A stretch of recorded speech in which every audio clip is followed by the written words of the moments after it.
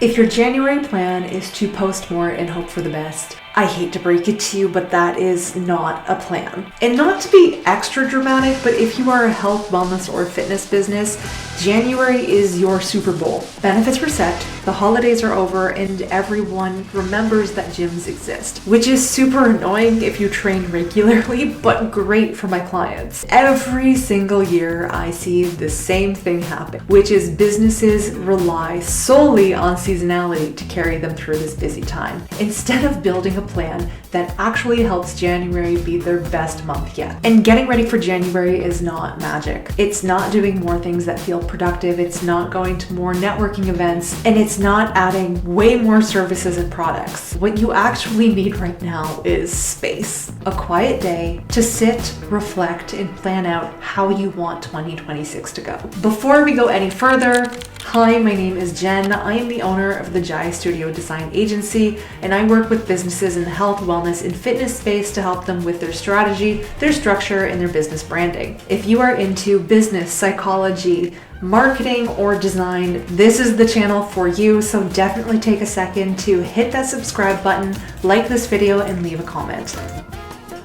We have established that January matters a lot. But if you are a health and wellness business, how do you actually make the most out of the first month of the year? I call this the pre-season branding guide, which are 4 tips to understand before you hit the ground running. The first one is the catch-up curve. What this means is that every single time that you make a change or add a new thing to your business, it is going to take your audience a second to understand what you're doing. Even if it makes perfect sense to you, it might not to them. Let's say that you are a personal trainer, you want to add nutrition coaching.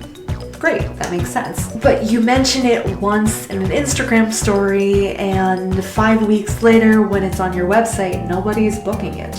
Why? Because people don't buy what they don't recognize. And this is why pre-planning, not constantly changing your business, and running a campaign are extremely important for January. You need to give time for your audience to get on board with what you're doing, understand it, and be really excited about it with you. But before your audience can be excited about what you're doing, you as the business owner need to ask yourself, do you like what you're currently doing? And more importantly, is it sustainable? And this brings us into point number 2. Alignment is where a lot of businesses quietly get stuck, because you have to ask yourself 3 very difficult questions. Which part of your business do you actually enjoy doing? What drains you? And most importantly, what is scalable and profitable? People overestimate how much passion will carry you through your business. As soon as they aren't happy with how things go, they just start adding more and more and more brand new services and products. When clients come to me overwhelmed, the first thing that I do is I slow them down.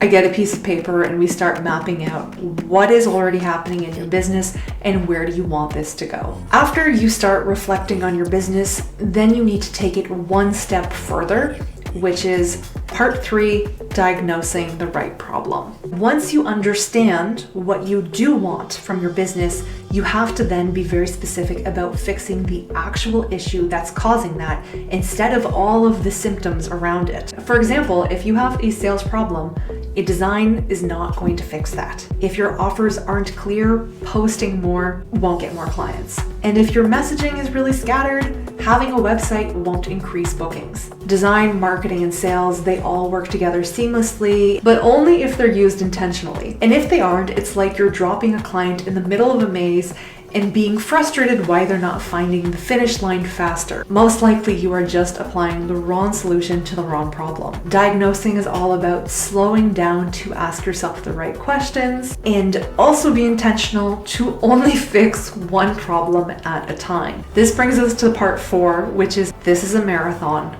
not a sprint. Momentum only works when the systems underneath it make sense. January does not end in January. It is the first of 12 months for your 2026 marathon. From all of your findings, whatever problem you decide to solve, whatever services you decide to do, you need to do for a long period of time to actually see the business growth from it. Not to be cliche, but consistency will always beat intensity. And showing up for 1 week will not move the needle in any direction.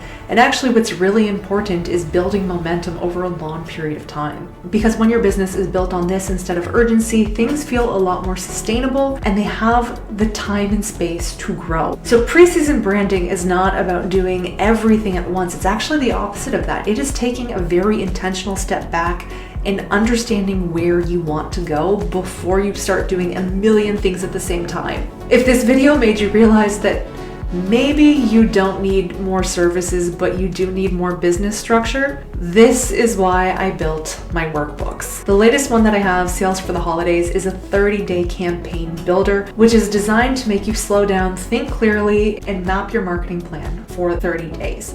There are reflection prompts, questions, and even tables and sheets to fill out. If you want a lighter starting point, I do have a freebie directly about marketing that you can download below. So to wrap this up, just remember, you don't need to overhaul your entire business this week. You just need to build a clear plan that you can actually follow.